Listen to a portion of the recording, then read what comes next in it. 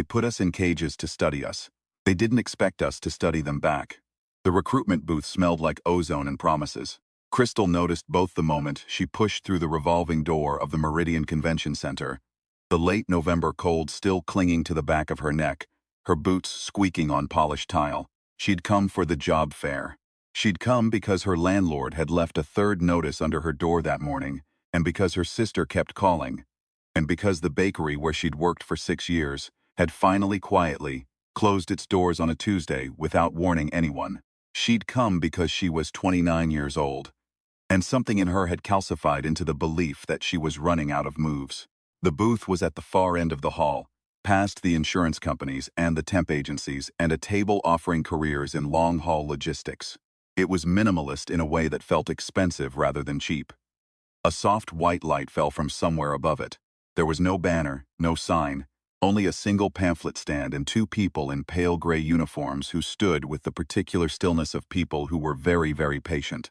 The pamphlet said, Volunteer Experience Program, Kepler X-47 Colony, competitive compensation, housing provided, meals provided, 12-month commitment. She should have asked more questions. She knew that later. She would think about it often, the specific texture of that failure. Not stupidity, not naivete, but the way desperation files down the edge of suspicion until you can't feel it anymore. She'd asked how much, and the pale uniformed man had written a number on a card, and she'd looked at it for 4 seconds, and she'd signed. The others she met during processing were like her in the ways that mattered. Marcus, broad-shouldered and quiet, who'd lost a warehouse job to automation and had 2 kids whose names he kept in his phone wallpaper. Dawn, mid-40s, a biology teacher whose school district had dissolved, who carried a battered paperback in every pocket she owned. Ray, young, thin, vibrating with a nervous energy he tried to mask as confidence, who said he was doing it for the adventure, but whose hands shook slightly when he thought no one was looking. They rode the transport together. They were told it was a long flight. They were not told how long. They were given pills for nausea, and a synthetic sleep descended over them like a warm tide. And when Crystal came back to herself, she was on her side, on a flat surface that hummed very faintly, and through the small porthole window above her bunk, the stars were wrong. Not moved, not rearranged, wrong, too many of them, too bright, the Milky Way a smear of white fire across a sky that was not her sky. She sat and pressed her fingertips to the glass and thought, that's a different sun. They were walked through a corridor that had the institutional calm of a well-maintained hospital. Clean, neutral, softly lit. The air carrying a faint sweetness that Crystal would later identify as something biological, something secreted. And then through a door that opened onto open air, and the shock of it hit her before she understood what she was seeing. Blue sky, a sun that was slightly too orange, rolling hills of vegetation in colors that had no names in any language she spoke. Not quite purple, not quite red, a bruised tone green in the shadows. And the habitat, a wide, open compound framed by transparent panels rising 30 feet to a ceiling that was also transparent. And beyond the panels, the faces, dozens of them. Tall, bipedal, hairless. Their skin was a deep, mottled gray-brown, the texture of old bark, and their eyes were a liquid amber with no visible pupil. They wore flowing garments in soft greens and blues, and they stood with their arms at their sides, in a way that suggested their joints articulated differently than human joints.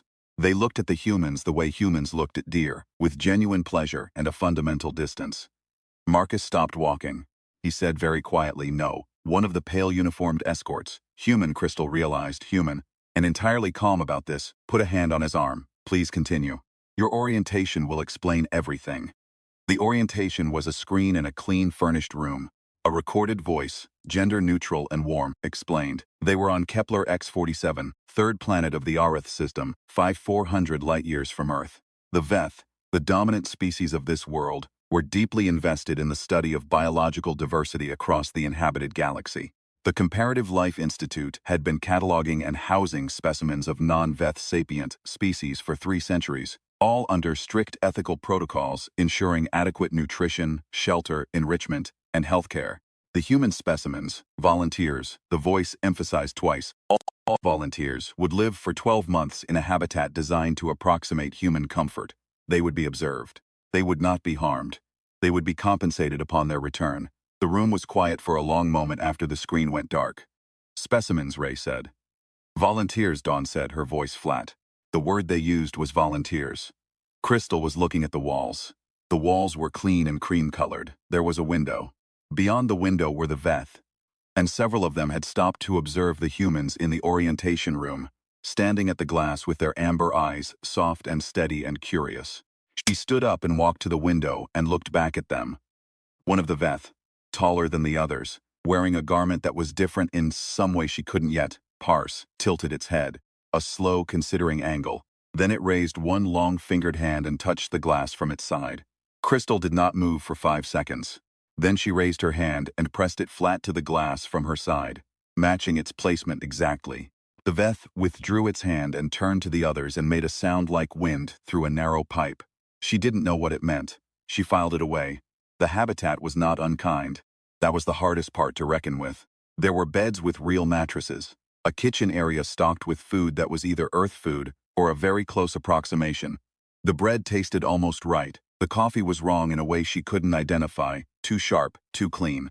There were books, hundreds of them. Though she suspected the selection had been made by someone with access to a database, rather than any actual understanding of human taste. There were windows on every wall, and a small outdoor area of maybe a quarter-acre where the sky was accessible and the grass was real, though not quite earth grass. There was a bathroom with running water and a shower, and she stood under it the first evening for 20 minutes. Not because she was dirty, but because the water pressure was exactly right, and it felt, for exactly that long, like something she recognized. The other humans settled into it in the ways their personalities demanded. Ray paced. He paced every morning, a circuit of the perimeter, touching the transparent barrier with one hand at regular intervals, like a man counting his steps in a cell. Marcus built things. He raided the kitchen for materials, fashioned a small shelf, organized the books alphabetically, swept the outdoor area with a broom he'd constructed from a mop head and a length of pipe he'd found in a utility closet. Dawn read and observed. She kept a notebook. She'd found a stack of blank ones in a supply cabinet, and she wrote in it constantly, small, dense sentences, pausing often to look at the Veth who came and went beyond the glass. Crystal watched the Veth. She did this systematically, the way she'd once studied for exams she cared about, not by trying to memorize everything at once, but by identifying patterns, by letting understanding accumulate at the rate it wanted to accumulate. The tour guide, she named them from function because she needed something to call them, came twice daily with groups of visitors, and its narration had a rhythm she began to pick up, the same tones for the same moments. A rising inflection when humans were eating, a softer sustained note when humans were sleeping or at rest, a short clipped phrase that seemed to precede visitor departure. She noted the hierarchy of the sentinels. 2 flanked each tour guide, but only one ever actually watched the humans, the other watched the crowd. She noted that visitors who arrived alone or in pairs lingered significantly longer than those in groups. She noted that the sentinel with the slightly different harness always stood to the left of the door. On the 9th day, she called the others together. "I want to talk about what we know," she said. Marcus looked up from the shelf he was sanding with a strip of synthetic fabric. "We know we're in a zoo." "We know the infrastructure," Crystal said. "That's different. Dawn, what have you got?" Dawn had her notebook open. She'd been taking observations since day 2 with the methodical appetite of someone who had spent 20 years teaching children how to see. The feeding schedule ran on a 26-hour cycle, close to Earth's but not identical. The ventilation shifted every 6 hours, suggesting a climate system with 4 zones. The transparent barrier was not glass, but it was fragile at the seams. She'd noticed micro-vibrations when a particular Veth child had run its fingers along the lower edge near the outdoor area. The exit door, the only door that led anywhere other than the interior rooms, was operated from outside by a panel set at Veth height and Veth hand geometry. "The panel," Crystal said. "What do we know about it?" 7 touch points, Dawn said. "The tour guide uses 4 in sequence. The sentinel uses 3, different 3. My guess is the codes overlap." "You can see it clearly enough from the outdoor area," Marcus said. He'd been listening. He set down his strip of fabric. "The angle's right from the far fence corner. Never noticed because I always look at the grounds. But if you look at the wall, I see it every morning," Ray said quietly. Everyone looked at him. He'd stopped pacing and was standing very still. "I've been counting. 7 touch points, different sequences depending on who's opening it and in which direction. I've got 4 of the 7 sequences memorized." There was a silence. Crystal looked at Ray, at his thin wrists, his restless eyes now gone still and focused. and she felt something shift. Not hope exactly, something more structural. The feeling of a plan taking on weight. "What do we need the other three for?" she said. "The emergency override," Ray said. "Full open. One touch." "How do you know there is one?" "Because every system has one." He almost smiled. "And because I watched a Veth technician run a maintenance check on day 4. They didn't think we were watching. They don't think we watch." The Veth were sophisticated. This was not in question. Their technology was centuries beyond anything Earth had produced. The very fact of Crystal's presence here, alive and breathing alien air in a body that remained Earth-warm and Earth-functional, was testament to Veth competence. They had mapped genetics, atmospherics, gravitational tolerances. They had built a habitat that kept humans alive, healthy, and comfortable across a 5,400 light-year gulf. But they had made assumptions. This was the thing Crystal turned over in her mind for the next 3 weeks, while they built their knowledge, quietly, incrementally, without urgency or drama, the way you build anything that has to hold. They had assumed that comfort was stability. They had assumed that fed animals were docile animals. They had assumed that 12 months of controlled observation would proceed the way their data predicted, which was the way all the previous non-Veth species had proceeded. A settling-in period, some social bonding within the group, a gradual adaptation to routine, a flattening of resistance into acceptance. They had not modeled for the specific human refusal to stop. Marcus, who had once spent 2 years rebuilding a car engine in a garage with bad lighting and no manual, had begun a careful, patient examination of the utility closet that had already yielded the mop handle. Over 3 weeks, he extracted 2 lengths of pipe, a spool of something like thin braided cable, 3 panels of a hard composite material, and what appeared to be a component from an older ventilation fitting that had been replaced and never removed. Dawn had the language, not fluent, not conversational, but functional. She'd been listening and writing, cross-referencing tones against contexts, building a working lexicon of maybe 40 words, or rather 40 phoneme clusters that appeared to carry stable meaning. She knew the word the tour guide used for feeding time. She knew the word the sentinel on the left used before opening the door, every time, without exception. She knew the sound the intercom made before a public announcement. She knew the Veth word that appeared to mean unscheduled event. "That's the one," Crystal said when Dawn showed her. Ray had the sequences, all 7 touch points, 18 distinct entry-exit codes, 3 maintenance codes, and the override, the single touch that opened the door fully, automatically, on both sides, a safety feature for emergencies, the kind of thing no one thinks about until the emergency arrives. It was Marcus who found the window in the schedule, not a structural weakness, a human one. Every 26-hour cycle was at a transition point, approximately 17 minutes, when the tour guide group for the current session was departing and the next group had not yet arrived. During those 17 minutes, the sentinels rotated. Both of them would move to the far side of the enclosure. For a brief overlap check that lasted, Marcus had timed it, between 4 and 7 minutes. 4 to 7 minutes, nobody watching the door. Crystal sat with this for 2 full days.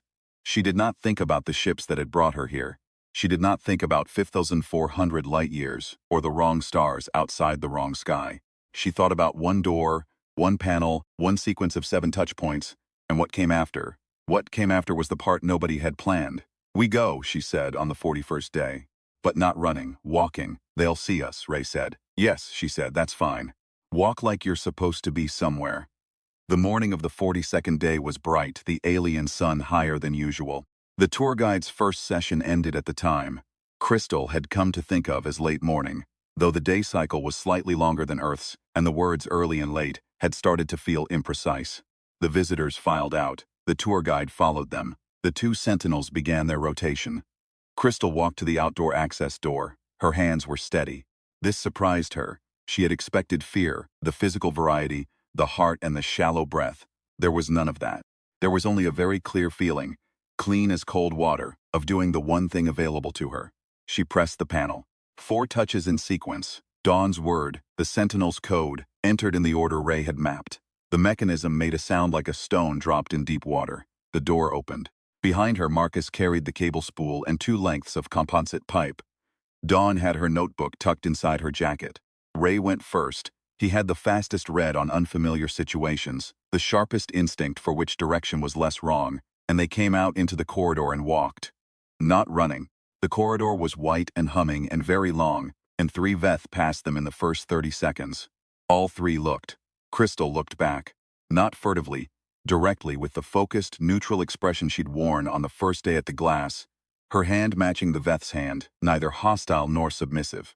An expression that said, "I am here, I belong here, I am observing the same as you." 2 of the 3 Veth looked away first. The third, taller, different garment, the same differentiated quality she'd noticed in the tour guide, stopped. It made a sound, a question shape from the rise at the end. Dawn, without breaking stride, replied. She used 3 of her 40 words. They were not perfect. The grammar was almost certainly wrong. But the phoneme clusters were close enough, and the context, the calm of the humans, the purposeful walk, the tube of composite material Marcus carried, which, from a distance, could plausibly resemble standard issue equipment, was doing most of the work. The tall Veth tilted its head, the same considering angle Crystal had seen on the first day. Then it stepped aside.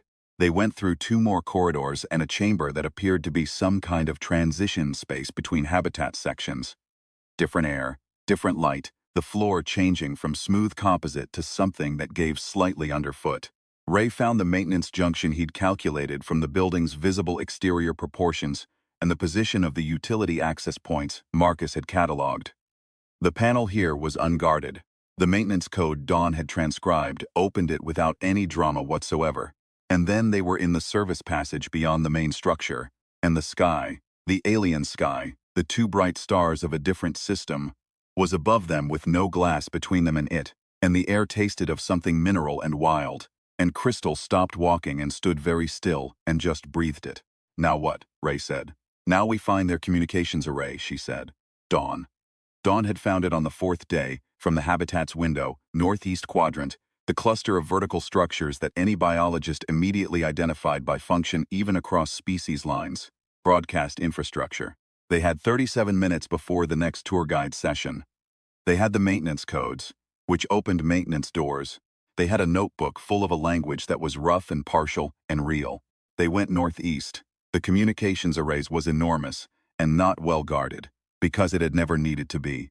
It was, as far as Crystal could tell, a facility designed entirely for Veth use, by Veth, for Veth purposes, and the concept of non-Veth sapients physically accessing it had simply not been designed against.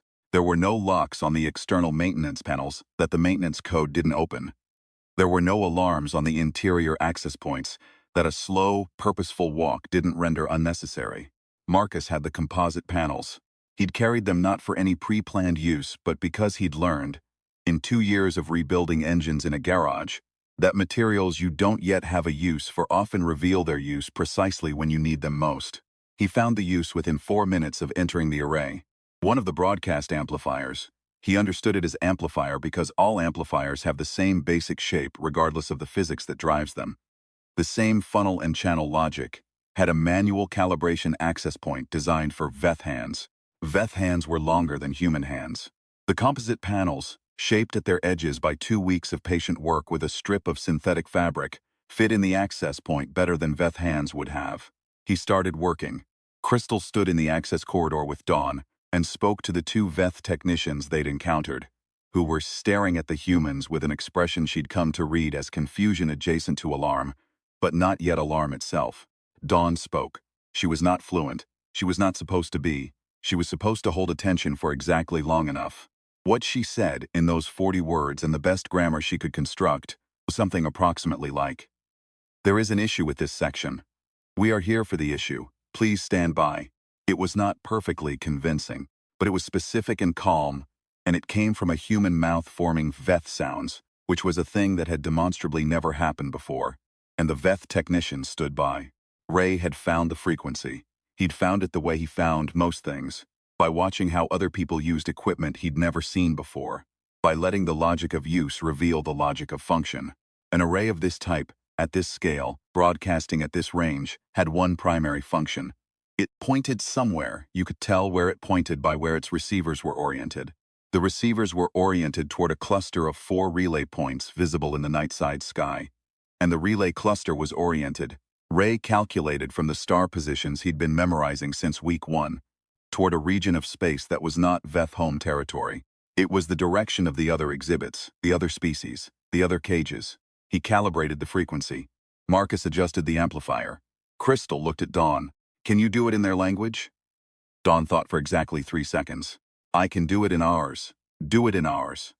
Dawn took the transmission node, a simple pressure-sensitive surface, because all transmission nodes are simple pressure-sensitive surfaces, and she spoke into it. She spoke in English, slowly and clearly, with the deliberateness of a woman who had spent 20 years teaching children that the precise word was the only word that mattered. She gave their position. She gave the name of the installation. She gave the number of humans currently held. She described the habitat structure, the access codes she knew, the shift schedule, the sentinel rotation. She described the Veth, their appearance, their biology as she'd observed it, their social structure as she'd inferred it, their apparent lack of malice, and their fundamental failure to understand what they were keeping. She spoke for 6 minutes. The transmission was broadcast on the maintenance frequency to all exhibits currently linked to the Kepler X-47 Comparative Life Institute's relay network. They did not know who was listening. They did not know if any other species in any other cage had both the technology to receive a broadcast and the cognition to understand it. They did not know if the signal would reach any other humans, anywhere, any of the other volunteers who had signed pamphlets at job fairs in convention centers that smelled like ozone and desperation. But Dawn had taught children for 20 years, and she knew that you never stopped to wonder if the lesson was landing. You taught because teaching was the one thing that accumulated, the one thing that compounded. You put the information into the air, and you trusted the air. The Veth response was not violent. This was something Crystal thought about for a long time afterward. They came in numbers, 8 sentinels, 2 senior staff who moved with the slightly different gait of authority. And they came with the contained urgency of people managing a situation outside their protocols. But they did not come with weapons, because in 3 centuries of the Comparative Life Institute, no specimen had ever done anything that required weapons. Their protocols had not anticipated this event. Their protocols had not anticipated humans who mapped cycles and memorized access codes and constructed tools from maintenance equipment and spoke imperfectly and specifically in the language of their captors. Crystal met them at the entrance to the array. She put her hands at her sides and looked at the senior Veth directly, the same gaze she'd leveled at the glass on day 1. Not aggressive, not afraid. The gaze of a person who is exactly where they chose to be. The senior Veth made sounds. Dawn translated approximately 40% of it. What she got was, why? Crystal thought about that for a moment. Then she said, and Dawn translated it word by word, imperfect and slow and entirely clear, because we don't stop. The Veth Senior was still for a long time.